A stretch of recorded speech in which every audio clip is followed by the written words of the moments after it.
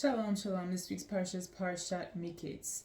And we're delving in the middle of the story, continued from last week, where we're told Yaakov made the sons go down to Mitzrayim to get food because of the famine. He didn't let them take Binyamin, because Binyamin was the only son left over. Rachel who had passed away, had Yosef and Binyamin. Rachel is now passed. Yosef is missing, and he only has Binyamin left from Rachel, and he wasn't taking any chances. So he said to the rest of them, you go, you get food, and come back. And of course, when they're down there, Yosef pretended like, he wasn't Yosef. They didn't recognize him. Well, he recognized them, and he accused them of being spies and asked them a whole bunch of questions, and they were thrown into the jail. And finally, on the third day, Yosef said, okay, you can all go. I'm keeping one of you here, which was Shimon, and you go, and if you bring your brother Binyamin, the one that you told me about, back, then I'll know that you're telling the truth and that you're not spies, and Shimon could go. And they go back, and Yaakov's like, this is not happening. This is not happening. You're not bringing Binyamin. No. Yosef's gone.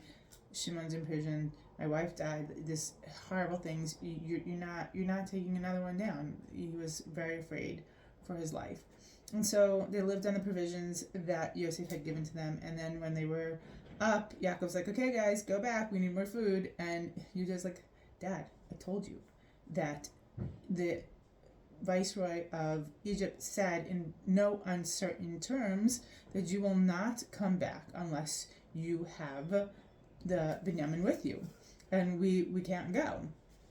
Now, this is the part of the story that I want to focus on, because we have two arguments. The first argument that was given to Yaakov when he first asked him to go down, he said to his father, Aviv, his father, he said, "Dad, entrust him in my hand, and if I don't bring him back, you can kill both of my two sons." Okay, for most of us, we're thinking, what was he thinking there? Yaakov did not agree to that. Yaakov was incensed. He's like, I'm not sending my son with you and your brothers. And let's look at it as opposed to what Yehudah says, and then we'll talk about it a little bit.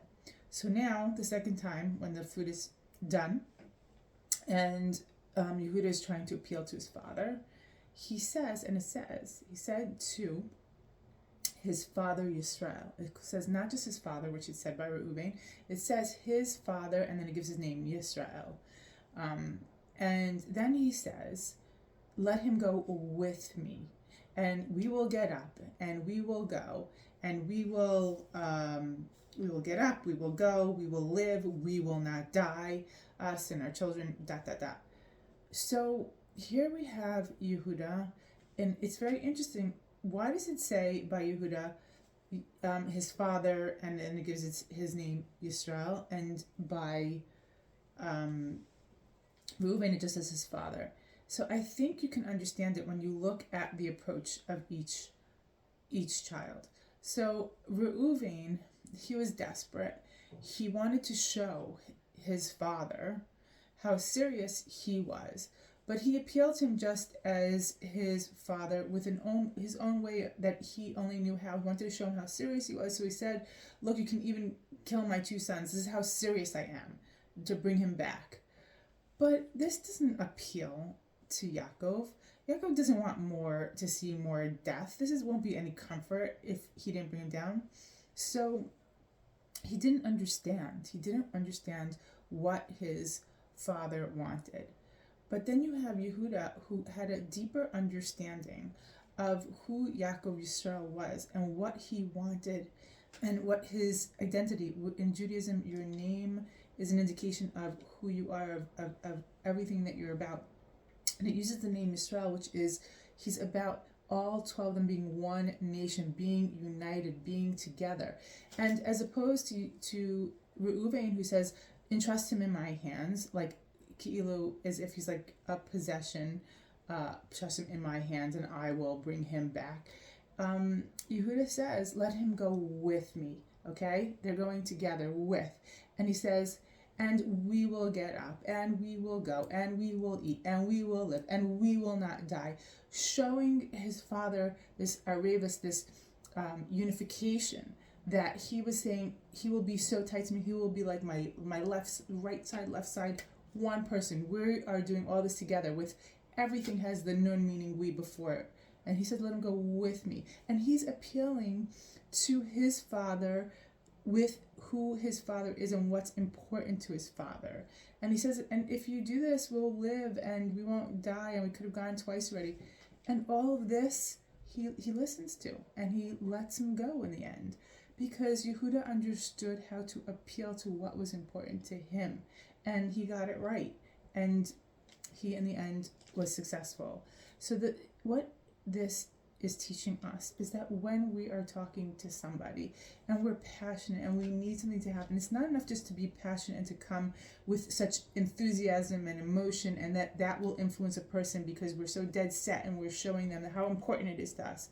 It's not enough to have that enthusiasm and to express it that way, that it's important, but it's important to appeal to the person, to how they think, to what's important to them, and to explain to them why it makes sense for them to listen to you, why you understand them, and why you understand this is good for them.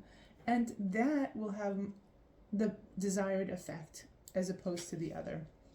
Great, great, great lesson for relationships. And the only way to succeed is to show that you understand the other person, and you hear and you see and you know, and that you're looking out for what's important to them.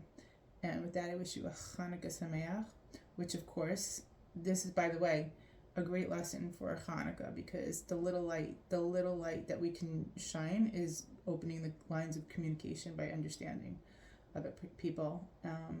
And let's try and do that this Shabbat and have a warm, beautiful, peaceful Shabbat, hopefully with success of getting our people back and keeping our soldiers safe.